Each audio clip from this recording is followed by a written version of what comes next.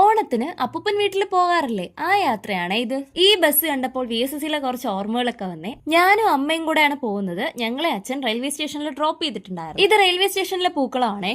അങ്ങനെ ട്രെയിനിൽ കയറി കുറച്ച് തിരക്കുണ്ടാവും എന്ന് വിചാരിച്ചു, പക്ഷെ അത്ര കുഴപ്പമൊന്നുമില്ലായിരുന്നു. VSSലെ ഓഫീസ് കണ്ടപ്പോൾ വീണ്ടും കുറച്ച് മെമ്മറീസ് ഒക്കെ വന്നു. കൊല്ലത്താണ് അമ്മയുടെ നാട്. ഞങ്ങൾ കൊല്ലം റെയിൽവേ സ്റ്റേഷനിൽ ഇറങ്ങി. വീട്ടിൽ നിന്ന് ഇറങ്ങിയപ്പോൾ ബ്രേക്ക്ഫാസ്റ്റ് കഴിച്ചിട്ടുണ്ടായിരുന്നു, എങ്കിലും 1.25 മണിക്കൂറത്തെ യാത്ര കഴിഞ്ഞപ്പോൾ വീണ്ടും വിശക്കുന്നുണ്ടായിരുന്നു. അങ്ങനെ ഒരു ഗീ റോസ്റ്റും വടയും കഴിച്ച് ആ കാര്യം സോൾവ് ആക്കി. ഇനി നമുക്ക് ഇവിടുന്ന് ബസ് കയറിയാണ് വീട്ടിലേക്ക് പോകേണ്ടത്.